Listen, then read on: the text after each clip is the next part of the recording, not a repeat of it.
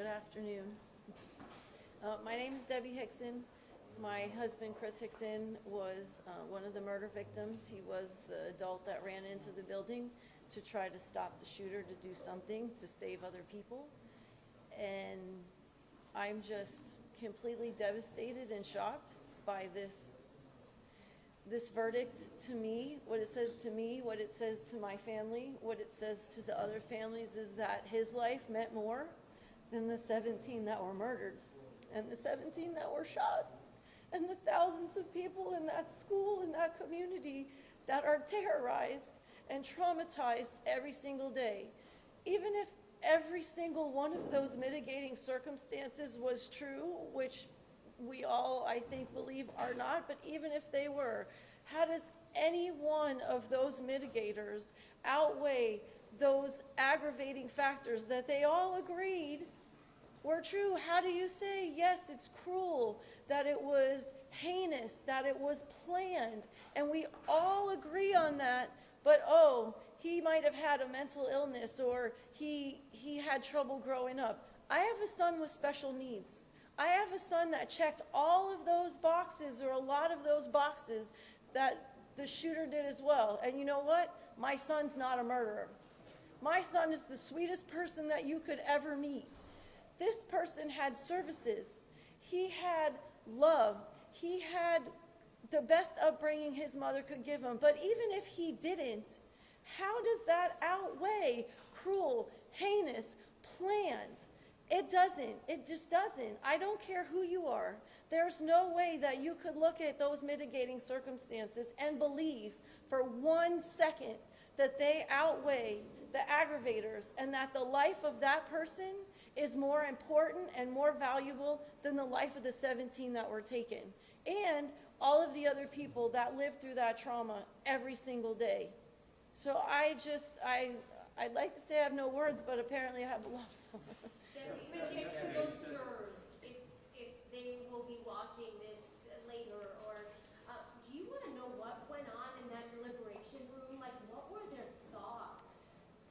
I agree with what a lot of people have said. There has to have been someone who maybe thought they could. Maybe they did. I also believe in grace and giving people the benefit of the doubt. And maybe when they're sitting there and you're asking them questions and they think, yeah, I can do that. But when faced with that decision, that it just maybe was something they didn't have in their makeup to be able to do.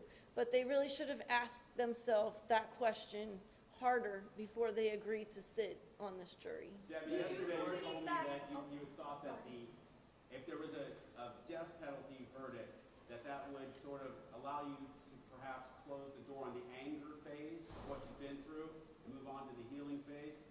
What are you thinking now? Definitely that anger phase is going to take a little longer to move through. Because to me, like I said, here I am thinking that they're going through yes, yes, yes on those aggravators. How can you say yes to every single aggravator and then no to the death penalty? Beyond a reasonable doubt, they believe that they proved those mitigators. So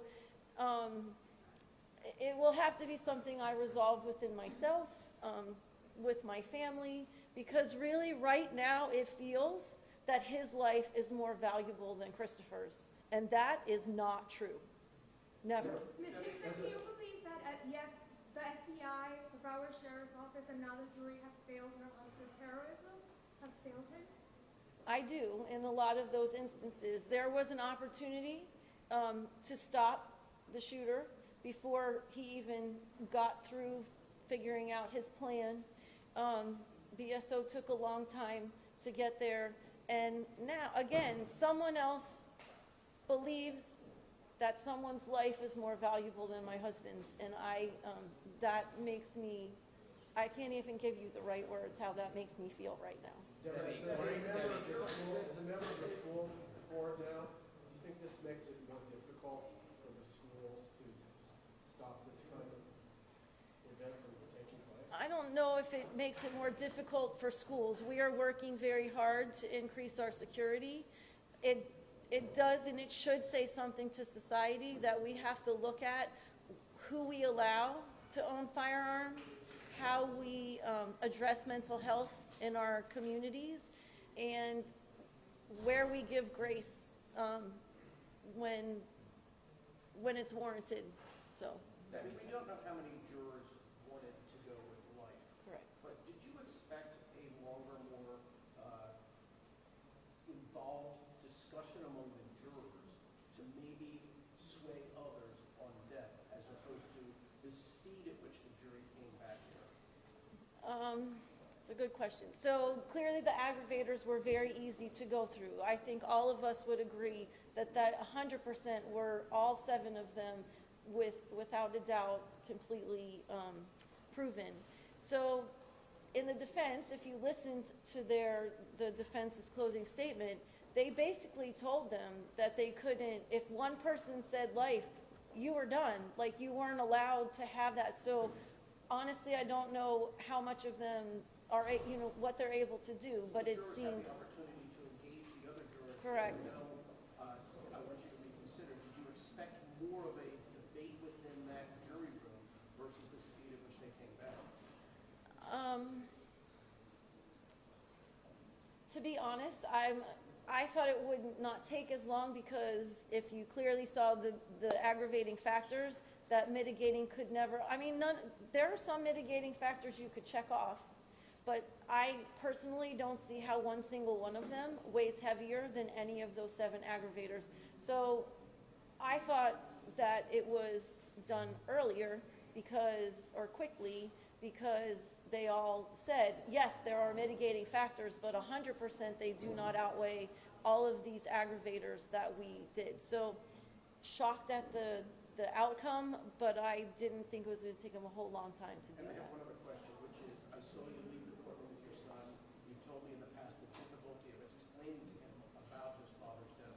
What did you explain to him today, or how did you explain to him? Of course, he was very upset, and more, I think, because he felt the room, us being upset in the room. But we just tried to explain to him also that this person is still being punished. So at the end of the day, I've said it a number of times, life or death, our life doesn't change at home. We don't have Chris. Our life, our family is not whole anymore, and we move through the process of how we get through each day. So this doesn't change what happens in our house. It changes emotionally how we feel about society. I think in general, the fact that you could think that someone who murdered 17 people because he had a mental illness, which I don't think any of us would disagree. There's no normal person that's going to do what he did. But that does not outweigh the aggravating factors that were proven in this case. Debbie, what would you want to say to the shooter today if you could say basically? I think that he should give thanks to God that someone had grace and mercy for him that he did not share with those other people. And keep in mind, my husband was one of those that he came back and shot again, because Chris survived. He would have survived if he hadn't come and shot him the 3rd time. So I hope that he understands the gift that he's been given. I doubt that he will, but I do hope that he understands what that gift is, and that he's somehow able to take that and do something different than the trajectory he's been on for all of his life. Did you believe in the death penalty before you went to his death? I did not. And I would have been one of those people that would have thought, we can rehabilitate people, that it's not up to us. And it's been a struggle for these last 4.5 years to feel so strongly that this person doesn't deserve to walk on the earth. But you find yourself in a different position and you change your mind. But it's a struggle for sure. Do you have any thought on why they wanted to see the gun? Did anything go through your mind? Did that signal anything to you? Did you feel more hopeful that it would be a death penalty? Yeah, actually, that's a good question. Yes, because they had just asked about the the cross-examination where they were talking about trigger fingers and things of that nature. So to feel how heavy. Remember, 139 times he pulled that trigger in 7 minutes. So the idea that he was below average in being able to tap something is clearly not what's reality in this instance. Do you think somebody wanted to feel the gun and to get an idea? I would guess so, and you know, some people maybe just wanted to see it, who knows, so, anyway, but thank you so much. Thank you. Thank you, Deb.